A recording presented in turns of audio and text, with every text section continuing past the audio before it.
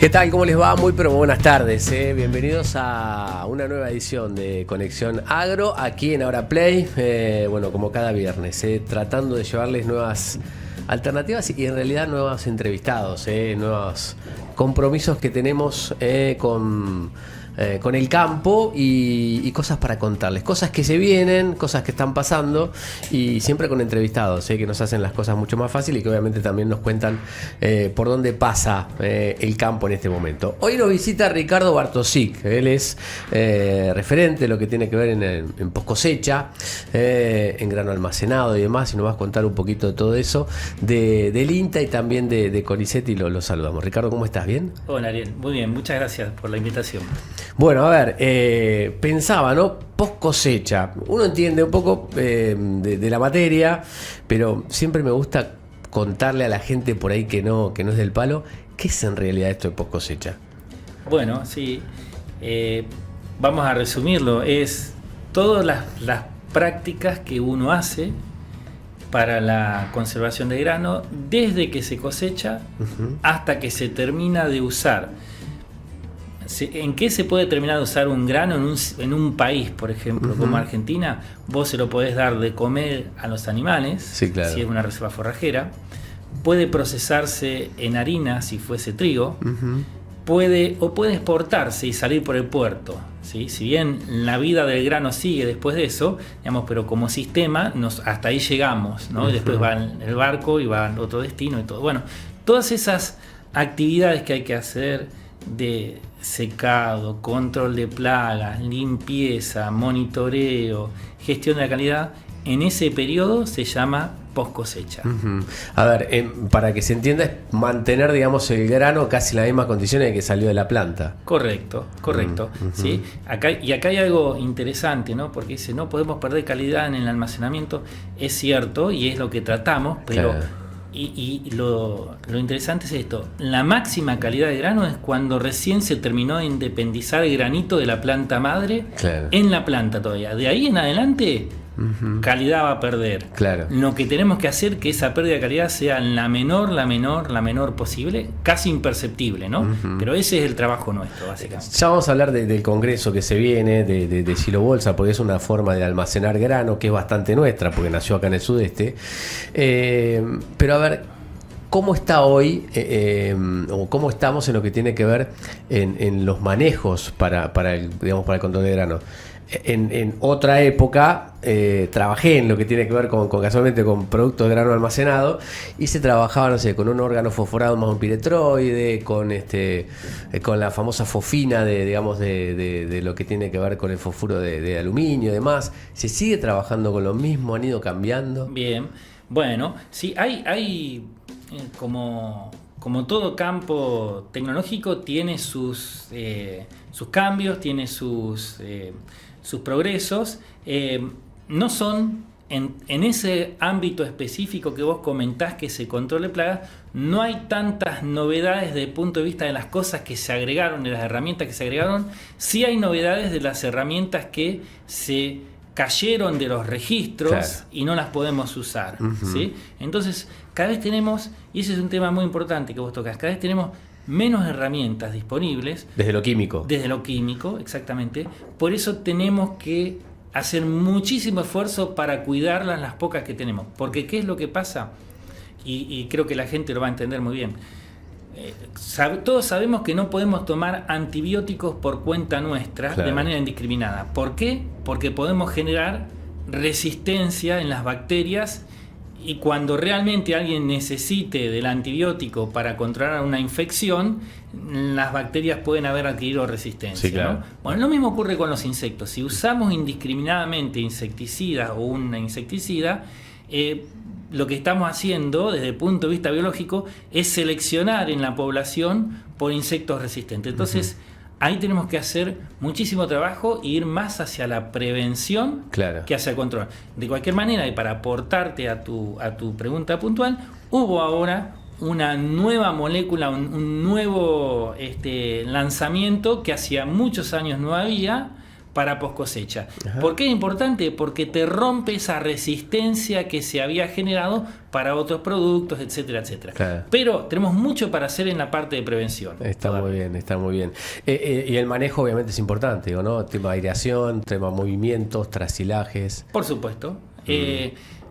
Y es todo lo que hace la planta de acopio y todo lo que hace el acopiador o la cooperativa en la limpieza, la aireación para mantener la mercadería fría, para controlar la humedad. El principal problema no son los insectos, el principal problema es la humedad, ¿sí? Claro. Porque la humedad es el switch que dispara la actividad de los hongos. Los hongos están en el grano. No hay nada que podamos hacer para que no estén en el grano. Nosotros acá en la mesa del estudio pasamos un hisopo, lo llevamos a un laboratorio de microbiología y van a aparecer hongos. ¿Sí? No hay nada que... Podemos esterilizar un instrumento quirúrgico, pero no podemos esterilizar los granos. Bueno, entonces, si nosotros los almacenamos con humedad, se pone el switch, se enciende el switch de la actividad de los hongos y ahí sí que es un problema. Entonces, el principal problema es la humedad. Por lo tanto, regla número 1, almacenar los granos secos. ¿Sí? Tenemos que almacenarlos secos. Bueno. Después nos preocupamos por los insectos. Seguro. Digamos, ¿cuál es por ahí dentro del acopio el cereal o en este caso el material por ahí más difícil para trabajar? Digo, por ahí es el maíz, el trigo, el girasol. Yo me acuerdo que años atrás, no sé ahora, pero allá por los 2000, si uno iba para el lado de la Pampa, el girasol casi se almacenaba al aire libre, en celdas al aire libre, tenían otro movimiento. ¿Se sigue haciendo eso? Bueno, al aire libre ya vas a verlo en Argentina en muy pocas condiciones, tienen que ser cosas muy puntuales, situaciones de coyuntura, de emergencias de un lugar por alguna cuestión puntual. No vas a encontrar prácticamente pilas al aire libre, como si podés encontrar hoy en día en Mato Grosso. Si vas a Mato Grosso vas a ver, pero ese es otro tema, ¿no? que viene después de lo que vamos a hablar. ¿Por qué no hay al aire libre? Pero respondiendo a tu pregunta, el girasol es un grano complicado para almacenar. Es un grano complicado, ¿por qué? Porque tenés problemas de plagas, o sea, podés tener insectos. Claro. Y además tiene muchísimo aceite. ¿Sí? Claro. Más o menos, el otro día había un informe de la bolsa de la Cámara Arbitral de Rosario. El promedio de las muestras de girasol que le llegaron este año es arriba de 55%, 55 y pico, 56% de aceite. Es mucho. Es muchísimo. Recordemos que tiene un pago también el aceite por eso. Tiene una bonificación, correcto. Pero acá tenemos el problema. El estándar o la norma de comercialización del girasol que tenemos se hizo hace muchos años atrás, cuando los girasoles tenían menos de 40% de aceite. Entonces, la normativa esa refleja una condición apropiada de almacenamiento para un girasol de menos de 40% de aceite, y hoy no existe ese producto. Tenemos 55% de aceite, con lo cual es un problemón. ¿Sí? Tenés que almacenarlo muy seco el girasol, o si no, tiene esto que te decíamos, actividad biológica. Los hongos van a estar activos y además genera acidez y todo eso que ocurre. A mí me gusta explicarle a la gente que no es del palo, que por ahí se engancha a los streamings, y que cuando dice almacenar seco es que cuando se cosecha, que la planta, digamos, que no tenga humedad del grano, ¿no? Que no tenga humedad. Y hay veces que también la época del año, más allá de que por ahí el grano esté seco, o tenga la humedad correspondiente, depende de la época del año, sobre todo esta de las cosechas gruesas, como el girasol o la soja o el maíz. Cuando uno la cosecha y mete toda la planta con el grano adentro de la máquina, también complica la cosa. Sí, claro, sí, la cosecha, por supuesto, la cosecha es una actividad trascendental a partir de ahí arranca el pozo. Exactamente. Mirá, de hecho, ahora estamos nosotros pendientes de cosechar un maíz en INTA Campo Alcarce, y estamos controlando, a ver hasta dónde podemos irnos con la humedad, porque llueve, que el fin de semana hay lluvia, que esto, aquello, que lo otro, entonces estamos ahí mirando cuándo cosechamos, pero es un momento estresante. Bueno, Ricardo, a ver, todo tiene que ver con todo ese anaxágoras, más allá que después Pancho Ibáñez lo acopió, que lo acopió casualmente. Hablabas de justo del maíz húmedo, dijiste recién, ¿no? Se viene el segundo Congreso Internacional de Silo Bolsa. Si yo mal no recuerdo, el Silo Bolsa nació acá en la zona, Tandil, Balcarce, por ahí. Yo recuerdo el año 92, 93, me llevaban de la escuela a ver cómo metían grano húmedo para almacenar como alimentación, y después se encontró la forma de, che, podemos almacenar grano aquí. ¿Fue más o menos así? Sí, fue más o menos así. Como en muchas innovaciones, algunas surgen de la investigación que encuentra cosas interesantes para aplicar, ¿no? Uh-huh. Y por otro lado, surge de la necesidad del sector productivo. Totalmente. Y después nosotros nos enganchamos atrás para crear, digamos, o dar los fundamentos y hacer las mejoras y todo eso. Pero la bolsa o el silo bolsa fue incorporado en el sistema productivo argentino para hacer reserva forrajera, claro, lo que vos decías, ¿no? Uh-huh. Para hacer silaje de planta entera. Sí. En vez de silo bunker se hacía el silo chorizo. Exactamente. Uh-huh. ¿Sí? Con ese fundamento, las máquinas que se importaron tenían esas características, la bolsa tenía características apropiadas para hacer ese trabajo, etcétera, etcétera. Hasta que alguna buena persona en algún momento dijo, mirá, estamos hablando de década del 90, sí. Muchos acopios quebraron, la gente entregaba mercadería al acopio y se quedaba con un papelito, y después el acopio quebraba y no tenía ni el grano ni con el papelito. Sí, con el papelito. Entonces dijo, pues yo prefiero, antes de entregarlo, lo meto dentro de esta bolsa y me lo quedo acá en el campo, ¿sí? Claro, perdón, porque por ahí alguno tenía un silito chiquito en el campo, pero un silito por ahí que entraban 2 chasis. Sí. Nuestra capacidad de almacenamiento en silos chapa a nivel de campo es poca, claro.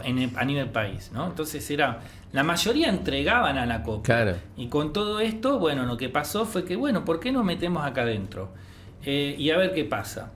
Y bueno, y así surgió la idea original, y después algunas empresas de la zona empezaron a trabajar con esa idea, se sumó el INTA a aportar, digamos, los primeros fundamentos técnicos, a hacer las primeras experiencias documentadas, y se sumaron otras empresas y se creó un ecosistema de la tecnología.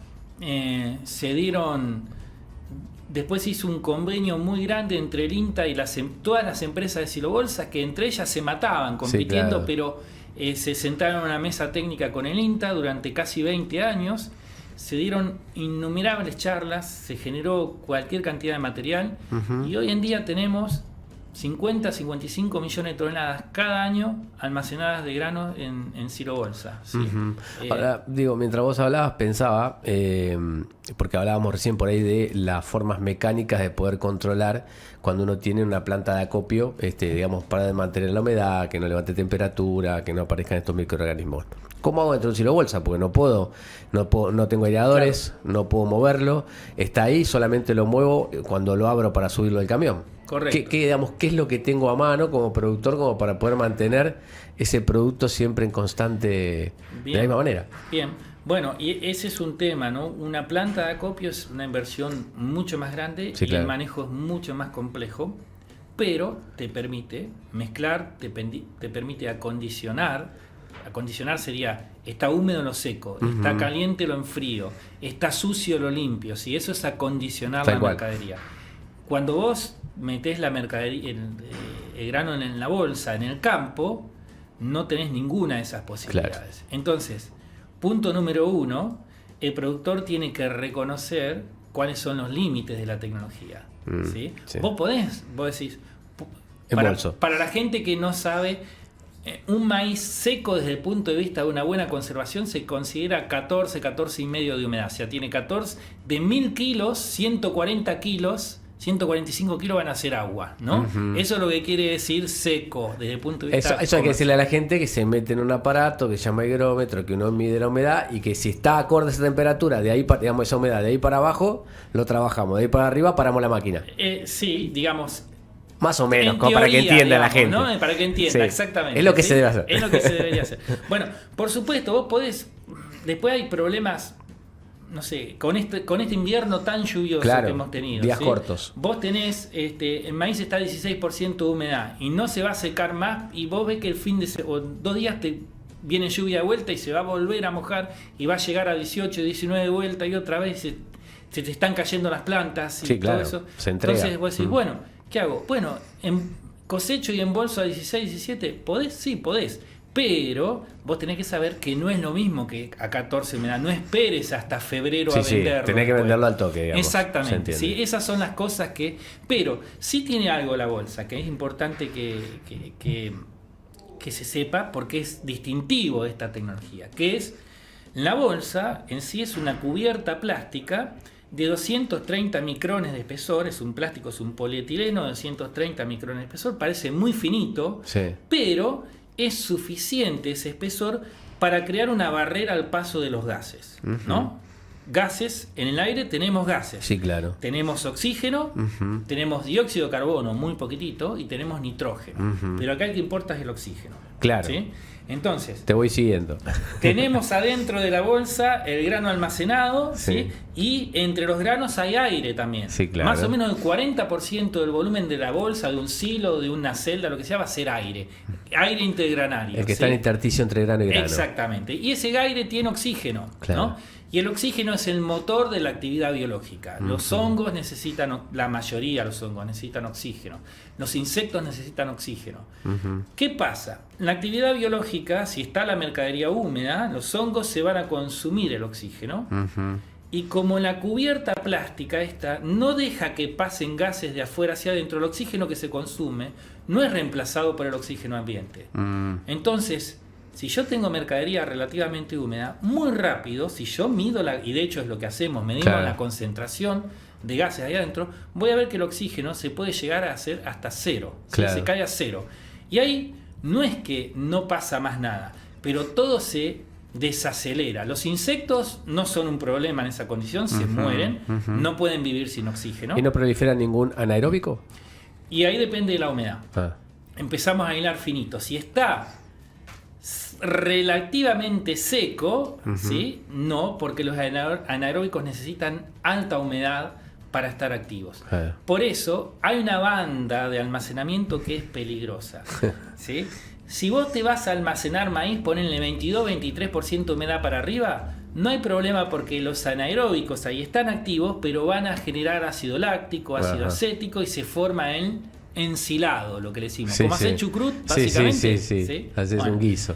Ahora, si vos estás en 17, 18, 19% humedad, no hay humedad suficiente para que se ensile, para una buena conservación, pero tenés esa humedad suficiente para que los microorganismos aerobios estén activos.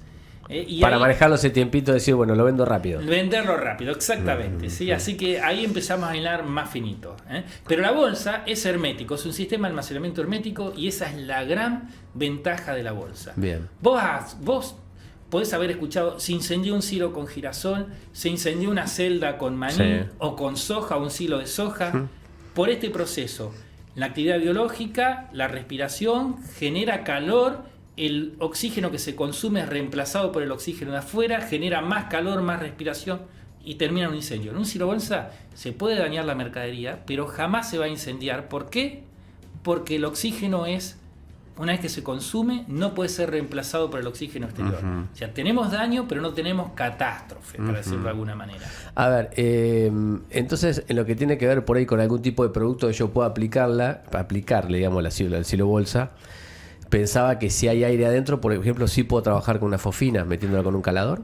Absolutamente. Es porque ideal porque es más pesado hacia arriba, ¿no? Sí, pero aparte con las dimensiones que tiene la bolsa es muy fácil hacer una aplicación de fofina con tabletas y funciona muy bien. Lo tenemos súper probado y de hecho es una recomendación para muchos acopios. Entregan bolsas a sus clientes para que embolsen trigo a campo y después yo lo recupero cuando se desatora la cosecha. ¿Se entiende? Una forma de negocio del acopio. Lo que le decimos es, si existe eso, antes de ir a buscar la bolsa, anda 2 semanas antes y hacer una aplicación con fofina, porque no hay nada más hermético que la bolsa. Nada, ningún silo, ninguna celda, nada va a ser más hermético que la bolsa, va a ser un trabajo excepcional.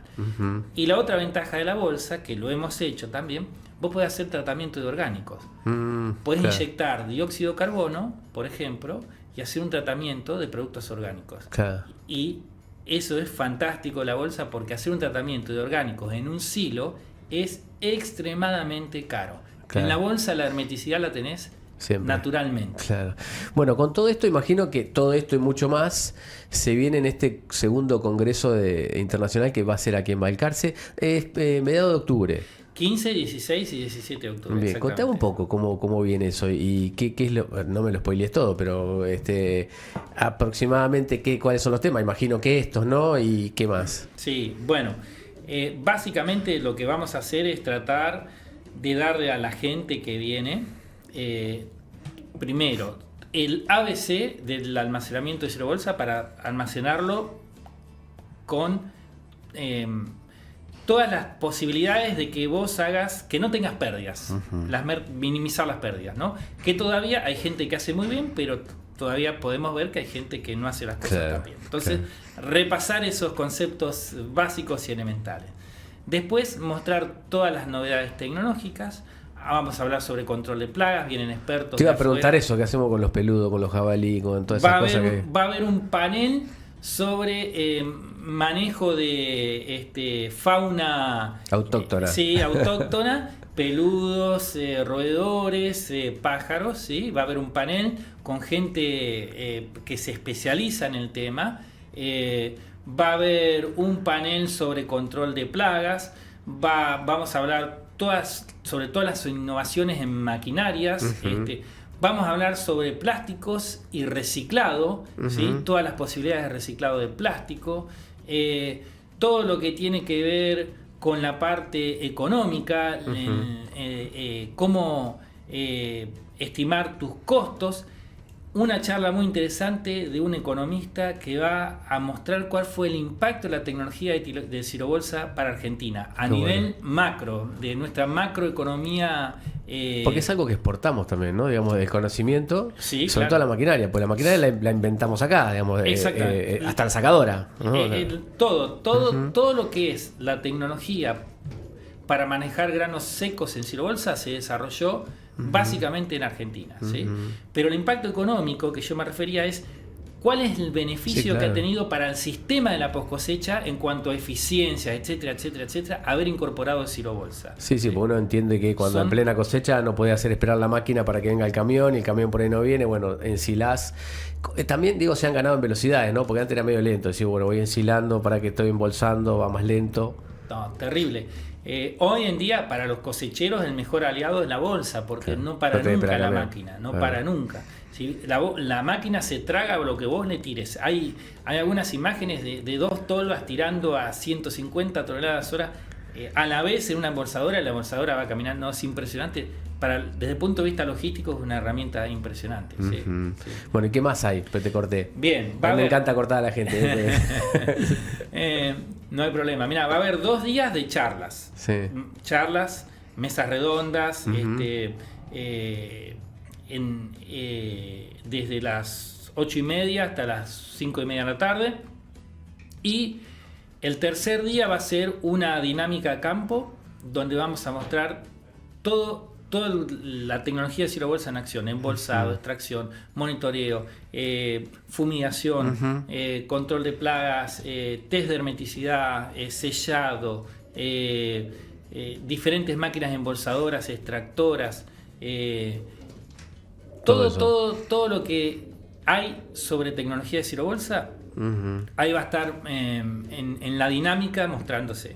En este caso, bien dicho la palabra fumigación, porque está aplicando un gas. Estamos aplicando. Porque generalmente viste que decimos fumiga, y en realidad son pulverizaciones. Exactamente. Y en este caso, como es un gas, está muy bien dicho la palabra fumigación, así que está bueno aclararlo por ahí. Siempre me gusta tirar concepto a la gente que se prende. A ver, ¿cómo es? ¿Abierto al público o a la gente hay que anotarse? Sí, hay que inscribirse. La página es www.congresosilobolsa.org, ¿sí? Y ahí, bueno, tienen todo para inscribirse. Además de ustedes del INTA, ¿quién más está? Lo organizamos desde el INTA, la Facultad de Ciencias Agrarias de Balcarce y Fundación Argeninta. Somos los 3 organizadores, ¿sí? Y tenemos más de 20 empresas apoyando, que son los que van a tener stands comerciales y van a tener también participación en las dinámicas. ¿Cómo ves el panorama hacia adelante? Pues me decís que bueno, este avance que ha tenido, ¿no? El Silo Bolsa y demás, ¿lo ves que puede llegar a cambiar en algo, que se pueda llegar a aplicar más cosas? O por ahí te puedo cambiar la pregunta, ¿qué crees vos que le hace falta todavía, que decís, che, si sale esto con esto es un tiro al ángulo? Bien, yo creo que hoy en día el problema más grande que tiene la bolsa o en la tecnología son las roturas por animales. Claro. ¿Sí? Creo que hay trabajo para hacer todavía ahí en el tema de repelentes sobre todo, y cómo se adhieren a la bolsa. Creo que eso es un tema... Pues ya para parches y demás ya han aparecido, ¿no? Sí, hay tecnología de parche, hay tecnología de termosellado. Podés evaluar la hermeticidad de la bolsa con un test de hermeticidad. ¿Sí? Hay muchas cosas ahí que se han resuelto, pero todavía creo que lo que más reniega a la gente son con las roturas. Por supuesto hay cosas y se va a tratar en el Congreso, dónde ubicar las bolsas y todo eso. Bueno, pero eso ha cambiado, ¿no? Digo, muy buenos. Se ha aprendido bastante en eso, ¿no? Digo, buscar la superficie, el lugar, digamos, ya que esté derechito. Eso, y te digo, hago cosas muy sencillas. Hay un trabajo muy bueno que hicieron unos biólogos del Museo de la Plata, hicieron un estudio de toda la zona de la Pampa Húmeda, y ya alejando la bolsa de los alambres. Obviamente después está la gente que sí, pero no puedo alejar el alambre, lo que sea, ¿no? Pero el concepto es, si lo alejas de la zona donde los peludos tienen sus cuevas y todo eso, 30 metros ya reduce muchísimo la incidencia. No siempre se puede, pero es importante saber todas estas cuestiones en los comportamientos de los animales, y todo, para reducir. Claro, lo que pasa es que lo queríamos poner contra el alambre, sí, por supuesto. Así, por el tema un poco de espacio. Exactamente. Si no, ¿qué hago ahí? Pero sí creo que nosotros siempre propusimos tener lotes designados con una mínima mejora. A ver, nadie va a armar una planta de acopio en un bajo, en una esquina de un lote donde se inunde. ¿Por qué vas a poner las bolsas ahí? Entonces, esas son las cosas básicas que creo que todavía tenemos que predicar un poco sobre eso. Y los principales problemas vienen de ahí. Los principales problemas vienen de falta de planificación, de reconocer cuáles son las ventajas y limitaciones en la bolsa. Creo que si hacemos hincapié en eso, vamos a mejorar muchísimo. Ricardo, nos vamos a dar una vuelta por allá, lo vamos a estar acompañando y ojalá aprendiendo un poco más, porque está buenísimo, muy interesante el tema, y está muy bueno que también todos estos conceptos el chacarero, el hombre de campo, los pueda seguir asimilando y que tenga nuevas cosas para seguir aprendiendo. Bueno, sí, muchas gracias, los esperamos a todos, por supuesto. El próximo no sé cuánto será, el anterior fue 2014. Esperemos que no pasen 11 años, Ricardo, exactamente, así que digo, bueno, si estás interesado en tecnología de Silo Bolsa, asegúrate Claro, pero sí. Está muy bien. Ricardo, gracias. No.